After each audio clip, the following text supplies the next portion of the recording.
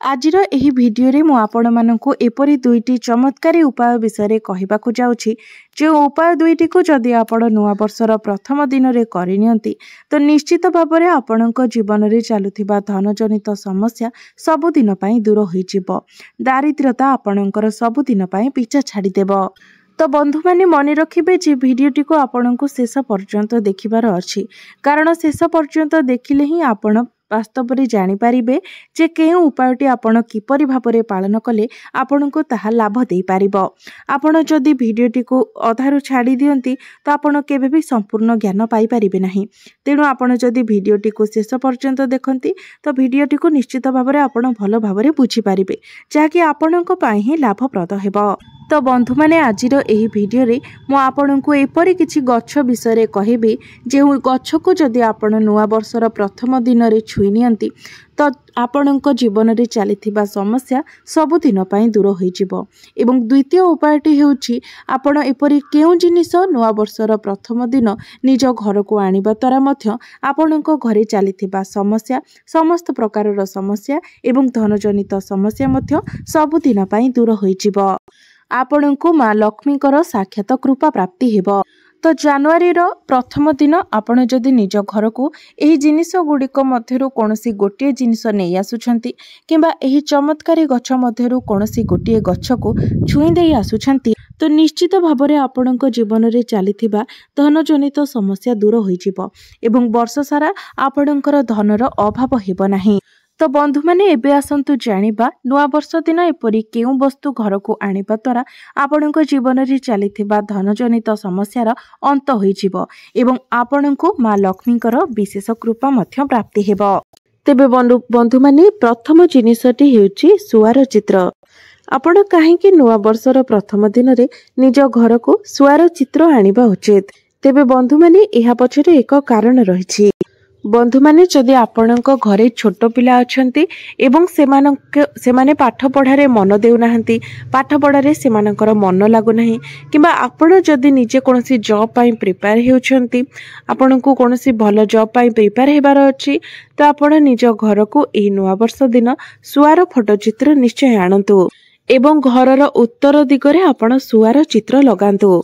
एपरि माना जाए जे जदि आपण नुआ वर्षर प्रथम दिन रे सुआर चित्र को आनी निज घरर उत्तर दिगर कांथरे लगाउछंती, एपरि करिबा द्वारा आपणकर पिला पाठ पढ़ारे मन देइथाय, तार मन एकाग्र होइथाय एवं गृहरे समस्त सदस्य मानक मध्यरे भल पाइबा मध्य बढ़िथाय, एकता बढ़िथाय, आपणको सौभाग्य प्राप्ति होइथाय।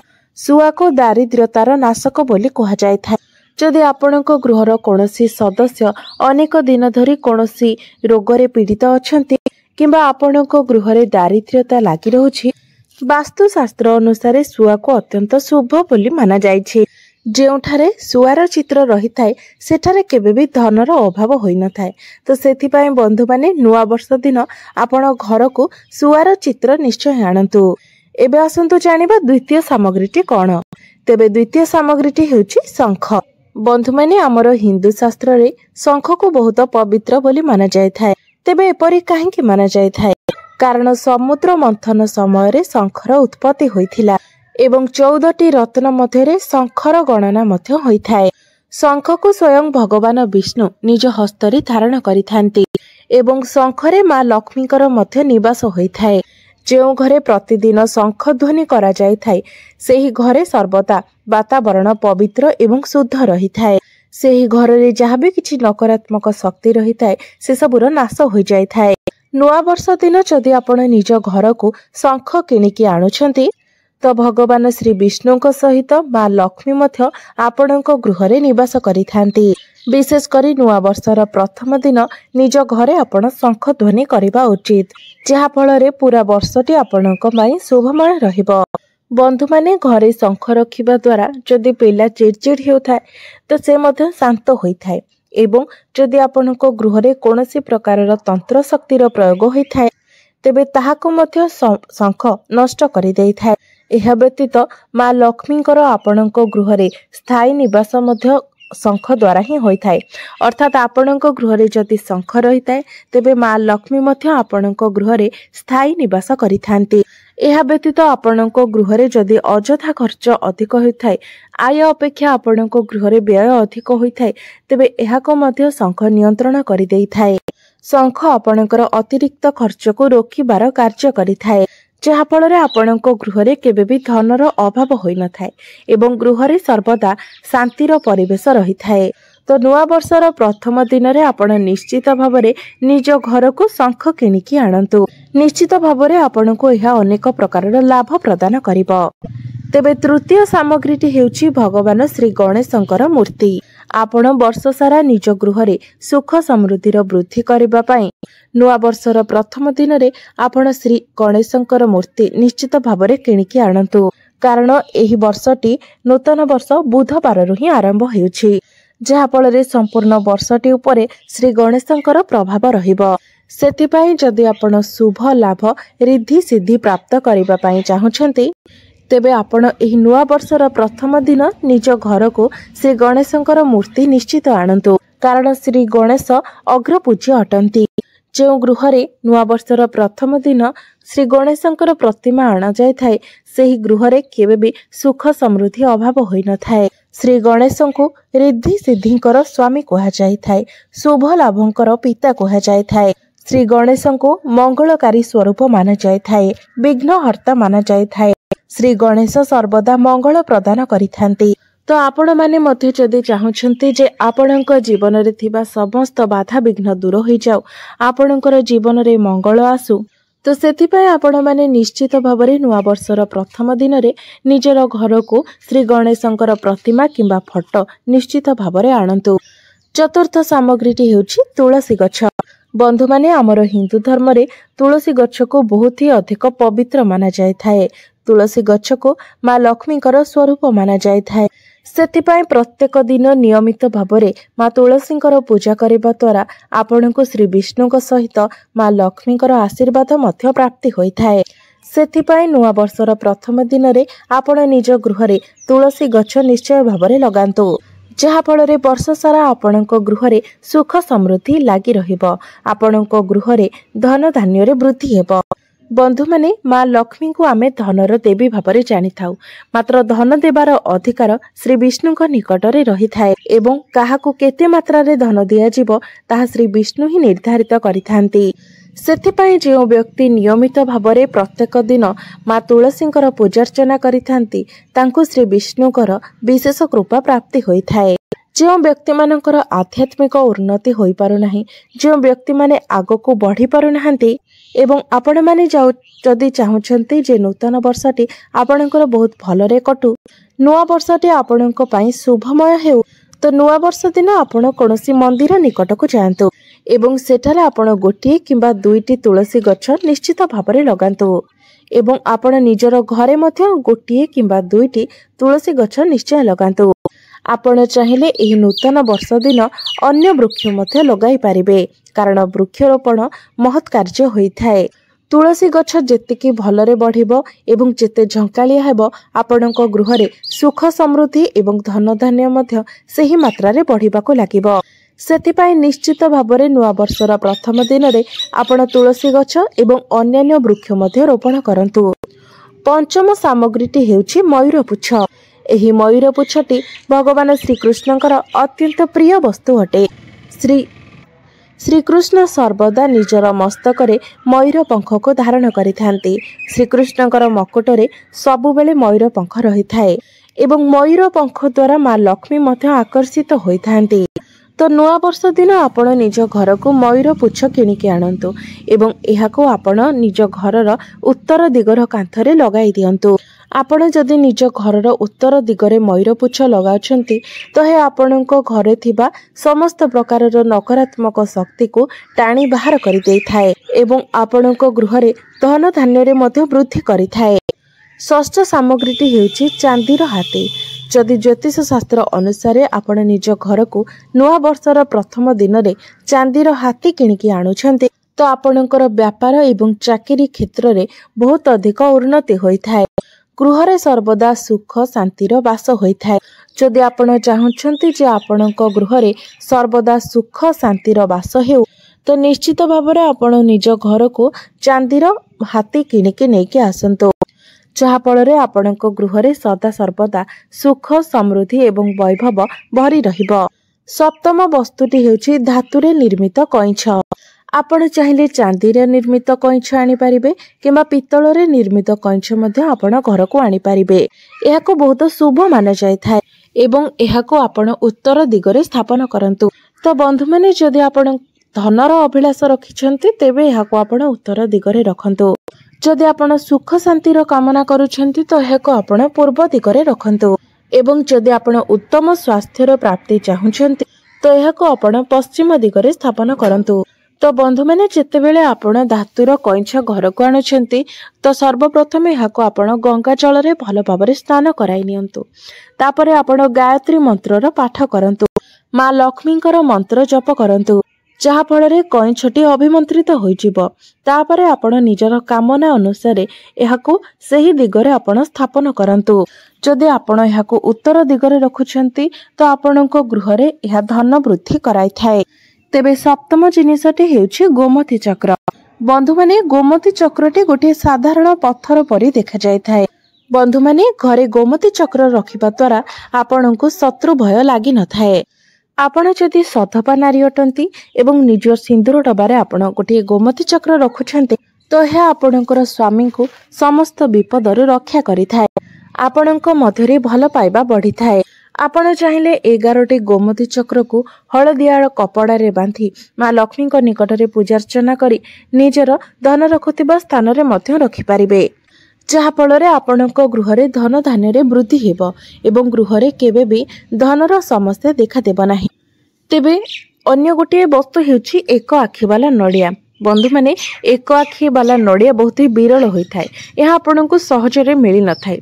तो जदि आपन को एक आखि वाला नड़िया मिली जाउछि तो आपण निजको भाग्यवान मने करबा उचित। यह अत्यंत ही चमत्कारी नड़िया होता है। जदि आपण नुआ वर्ष दिन आपन को एक आखि वाला नड़िया मिली जाउछि एवं एहाको आपण घरे आनी ईश्वरଙ୍କ निकटरे पूजार्चना करी ताकू निजर आलमारी रे रखुछन्ति तेबे एहा आपणकर धन धान्य को 100 गुण रे वृद्धि कराई थाए। तेबे बंधु माने जदि आपण केबे नड़िया किणुछन्ति किंबा आपण निज गछरु नड़िया संग्रह करिया बेले अचानक भाबरे आपण को एक आखि वाला नड़िया मिली जाउछि तेबे एहा आपण को अधिक शुभ परिणाम देई थाए। तो आपण जदि केबे भी एक आखि वाला नड़िया पाउछन्ति तो तुरंत एहाको आपण हाथ छड़ा कर न करी निज घर को नै आसीबा उचित एवं एहाको आपण ठाकुरଙ୍କ निकटरे पूजा करी निजर आलमारी रे रखिबा उचित। एही एक आखि वाला नड़िया को माँ लक्ष्मींकर स्वरूप बोली माना जाय थाए। तो बंधु माने एही वीडियो रे मु आपनकु जेतोटी सामग्री विषय रे कहिली ता मध्यरो कोनोसी गोटे आपण निश्चित भाबरे नुआ वर्ष दिन निजर घर को नै आसंतु, जहा फल संपूर्ण वर्षटी आपणक पाई मंगलमय रहिबो। आपणकर आर्थिक स्थिति को मजबूत करिबो एवं गृह रे सुख समृद्धि मध्य बढ़ाइबो। तो बंधु माने आजिर एही वीडियो रे मु आपणकु एपरी 5टी वृक्ष विषय रे कहिबी, जहाको जदि आपण नुआ वर्ष दिन छुई की चली आसुछंती तो तत्काल ही आपणकर दारिद्र्यतार नाश होइजिबो एवं संपूर्ण वर्ष सारा आपणक जीवन रे धनर आगमन हेबो। जो धन आपण उपार्जन करिवे ताहा आपणकर वृद्धि हेबो। आपणकर संचित अर्थ रे वृद्धि हेबो। आपणकर बैंक बैलेंस बढ़िबो एवं आपणकर जो अजथा खर्च गुडिक होई जाउथिला अजथा खर्च उपरे मध्य आपणकर नियंत्रण आसीबो। तो धन संबंधित प्रत्येक समस्या रो मुक्ति पाइबा पई आपण एही 5टी गछ मध्यरु कोनोसी गोटिए गछ को छुईकी आसी पारिबे। बंधु माने आपण माने जानिथिबे आमर प्राचीन काल रे जेतेबेले आमे माने रोग रे पडुथिले तो सेतेबेले आमर पूर्व पुरुष माने सेमानकर औषध पई गछर चेरमूलीर व्यवहार करुथिले, जड़ीबूटीर व्यवहार करुथिले। सेतेबेले एबे आमे जो मेडिसिन्स यूज करूचे सेतेबेले सेमिति किछि मेडिसिन्स नथिला, सेमाने गछरु ही जड़ीबूटी बनाउथिले। एबे भी आमे जो मेडिसिन्स खाउचे ताहा गछरु ही आसुछि, मात्र ताहार रंग रूप अलगा होई जायछि। सेतेबेले किंतु आमर पूर्व पुरुष माने गछरु जड़ीबूटी एवं चेरमूली खाई ही अनेक बड़ बड़ रोगरु भल हेउथिले। एमिति कि भगवान श्रीकृष्ण निजे ही कहिछन्ति जे वृक्ष मध्यरे जो ओस्त गछर वृक्ष रही थाए सेहितिरे मु निजे स्वयं वास करि थाए। सेथिपाई ओस्त गछ को देव वृक्ष बोली कुहा जाय थाए। अर्थात जो ओस्त गछ रही थाए ताहाकू गछ मानकर राजा बोली कुहा जाय थाए। बंधु माने ओस्त गछरे भगवान श्री विष्णु एवं माँ लक्ष्मीकर बास होइथाए। सेथिपाई नुआ वर्ष दिन आपण माने सकाळु उठी जांतु एवं निजर स्नान कार्य सारिबा परे शुद्ध वस्त्र परिधान करी गोटिए लोटा जल निज साथीरे नेई आपणको घर निकटरे थिबा कोनोसी ओस्त गछ मूलको जांतु। तापरे सेही जल को आपण ओस्त गछ मूलरे समर्पण करंतु। तापरे आपण ओस्त गछ को 11 थर परिक्रमा करंतु, कारण एही 11 संख्याटी श्री विष्णु एवं माँ लक्ष्मीकर अत्यंत प्रिय होइथाए। तो आपण परिक्रमा करिबा समय माँ लक्ष्मीकर बीज मंत्रर उच्चारण करिबा उचित। बीज मंत्रटी हेउछि ओम महालक्ष्मी नमः। सेही भली भाबरे आपण श्री विष्णुकर बीज मंत्र मध्य जप करिबा उचित। भगवान श्री विष्णुकर बीज मंत्र हेउछि ओम नमो भगवते वासुदेवाय नमः। तो आपण एही परि भाबरे ओस्त गछ को 11 थर परिक्रमा करंतु। तापरे आपण निज घर को चली आसंतु। तो आपण जदि एही भली भाबरे नुआ वर्ष दिन ओस्त गछ निकटरे एही उपायटी करिनियते तो निश्चित भाबरे वर्ष सारा आपणक उपरे श्री विष्णु एवं माँ लक्ष्मीकर कृपा बनी रहिबो। एमितिरे तो आपणकर रोजगार रे वृद्धि पाइबो। एहा सहित रोजगार करिवार आहुरी अनेक बाट मध्य आपणक पाई खोली जिवो एवं आपणकर अजथा खर्च मध्य कम होई जिवो। एहा सहित आपणकर व्यापार वाणिज्य रे मध्य वृद्धि हेबो। चाकरी क्षेत्र रे मध्य आपण उन्नति करिवे। एहा सहित जदि आपण विद्यार्थी अटंती तो विद्या क्षेत्र रे मध्य आपणको सफलता मिलिबो। तो बंधु माने एबे आसंतु जानिबा द्वितीय गछटी केउ गछ अटे। तो बंधु माने जदि आपणको घरे कोनोसी सदस्य बहुत लंबा समय धरि कोनोसी बेमारी रे पड़ी रहिछंती, सब बेले आपणको घरर कोनोसी ना कोनोसी सदस्यंकर स्वास्थ्य रे समस्या आसुछि। ताहा कोनोसी छोट मोट बेमारी हेउ किंबा बड़ बेमारी हेउ एवं एसबुरु आपण माने संपूर्ण मात्रा रे मुक्ति पाइबा पई चाहुछंती, उत्तम स्वास्थ्य प्राप्ति करिबा पई चाहुछंती, तो आपण मानकु एही नुआ वर्षर प्रथम दिन रे एही गछटी को छुईकी आसीबार अछि।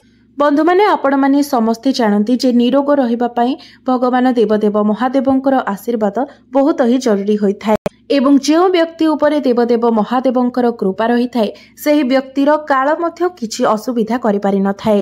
तो आपण माने जदि देवदेव महादेवंकर कृपा प्राप्त करिबा पई चाहुछंती तो नुआ वर्षर प्रथम दिन आपणको एही छोटिया उपायटे करिबार अछि। तो नुआ वर्ष दिन आपण ब्रह्म मुहूर्तर उठी निजर स्नान कार्य समापन करि नियंतु। तापरे आपण गोटे तंबा लोटारे जल भरि नियंतु।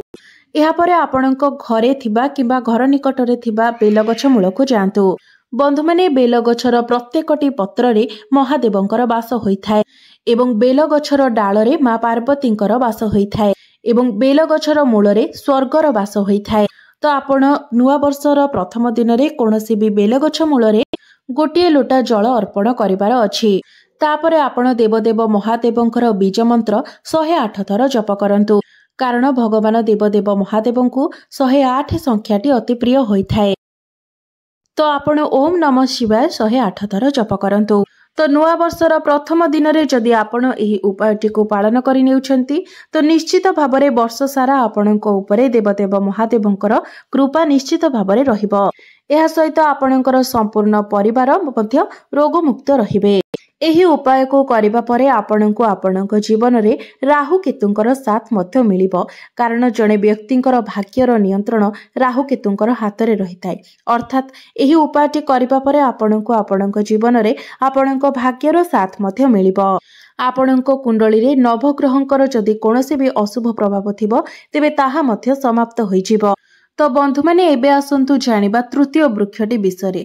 तो बंधु माने जदि आपणको उपरे शनि दशा चलीछि, ताहा शनि 7.5 हेउ किंबा शनि 2.5 हेउ किंबा आपणको जातकरे कोनोसी शनि दोष रहिछि, जहा फଳରେ आपणको आपणको जीवन रे अनेक समस्यार सम्मुखीन हेबाको पडुछि, आपणको अनेक कष्ट देई गति करिबाको पडुछि, तो आपणको नुआ वर्षर प्रथम दिन भृसंग गछको छुईकी आसीबार अछि, जहा फଳରେ कि आपणको उपरे जेउ भी शनि दशा चलीथिबो ताहार कष्ट आपणको उपरु कम होई जिवो।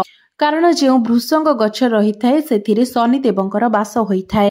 शास्त्र रे वर्णना अछि जे भृसंग गछरे अनेक प्रकारर दिव्य शक्तिर बास होइथाय।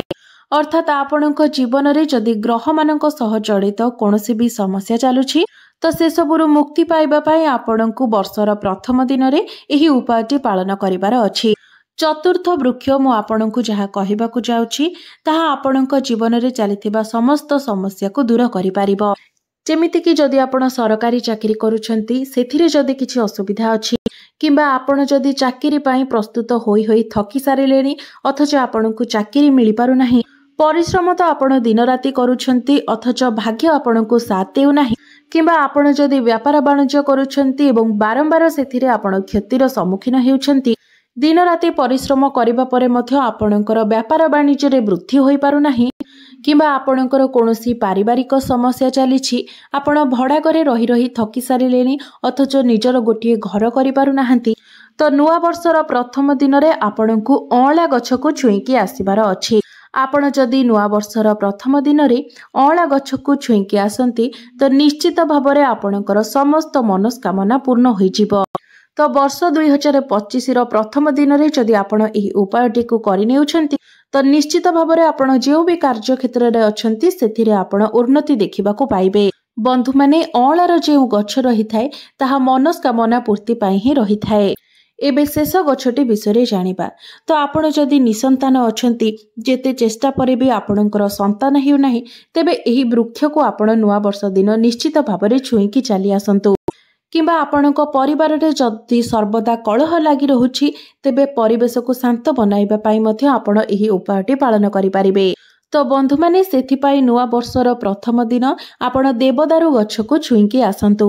ତ ବନ୍ଧୁମାନେ, ସେଥିପାଇଁ ନୂଆ ବର୍ଷ ଦିନ ଆପଣ ସକାଳୁ ଉଠି ସ୍ନାନ କାର୍ଯ୍ୟ ସମାପନ କରିନିଅନ୍ତୁ।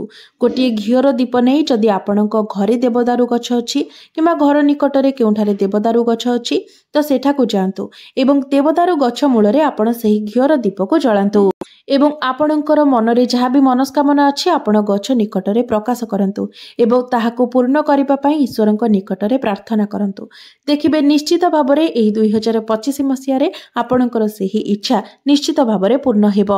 ତେବେ ମନେ ରଖନ୍ତୁ, ଆପଣ ଯେଉଁ ବି ମନସ୍କାମନା ନେଇକି ଯେଉଁ ବି ଉପାୟଟି କରୁଛନ୍ତି ତାକୁ ଅତି ବିଶ୍ୱାସର ସହିତ ଈଶ୍ୱରଙ୍କ ନିକଟରେ ସମର୍ପଣ ଭାବ ନେଇ କରନ୍ତୁ। ଦେଖିବେ ନିଶ୍ଚିତ ଭାବରେ ଆପଣଙ୍କର ସେହି ଇଚ୍ଛା ପୂର୍ଣ୍ଣ ହେବ। ଯଦି ଆପଣ ମନରେ ଟିକିଏ ବି ଦ୍ୱନ୍ଦ୍ୱ ରଖନ୍ତି ତେବେ ହୁଏତ ଆପଣଙ୍କୁ ତାହାର ଫଳ ନ ମିଳିପାରେ, ମାତ୍ର ଯଦି ସମ୍ପୂର୍ଣ୍ଣ ବିଶ୍ୱାସ ଭକ୍ତିର ସହିତ ଈଶ୍ୱରଙ୍କ ଉପରେ ଆସ୍ଥା ରଖି ଆପଣ ଉପାୟଟି ପାଳନ କରନ୍ତି ତ ନିଶ୍ଚିତ ଭାବରେ ଭଗବାନ ଆପଣଙ୍କର ସେହି ମନସ୍କାମନାକୁ ପୂର୍ଣ୍ଣ କରିଥାନ୍ତି। ଡେରିରେ ହେଉ ପଛେ ନିଶ୍ଚିତ ଭାବରେ ପୂର୍ଣ୍ଣ କରିଥାନ୍ତି। ଆପଣଙ୍କୁ କେବଳ ନିଜ ଭିତରେ ଧୈର୍ଯ୍ୟ ଏବଂ ବିଶ୍ୱାସକୁ ରଖିବାର ଅଛି। ତ ବନ୍ଧୁମାନେ, ଆଜିର ଏହି ଭିଡ଼ିଓରେ ମୁଁ ଯେଉଁ 5ଟି ବୃକ୍ଷ ବିଷୟରେ ଆପଣଙ୍କୁ କହିଲି, ଆପଣ ନିଜର ମନସ୍କାମନା ଅନୁସାରେ କୌଣସି ଗୋଟିଏ ବୃକ୍ଷକୁ ଛୁଇଁକି ଆସନ୍ତୁ। ନିଶ୍ଚିତ ଭାବରେ ଆପଣଙ୍କୁ ଏହାର ପ୍ରଭାବ ଦେଖିବାକୁ ମିଳିବ। ତ ବନ୍ଧୁମାନେ, ମୋର ଏହି ଭିଡ଼ିଓଟି ଯଦି ଆପଣମାନଙ୍କୁ ଭଲ ଲାଗିଥାଏ ତେବେ ଭିଡ଼ିଓଟିକୁ ଲାଇକ୍ କରି ଚ୍ୟାନେଲଟିକୁ ସବସ୍କ୍ରାଇବ୍ କରିଦେବେ ଏବଂ କମେଣ୍ଟ ବକ୍ସରେ ଭକ୍ତି ଏବଂ ଶ୍ରଦ୍ଧାର ସହିତ ଜୟ ଶ୍ରୀ ଜଗନ୍ନାଥ, ଜୟ ମା ଲକ୍ଷ୍ମୀ ନିଶ୍ଚୟ ଲେଖିବେ।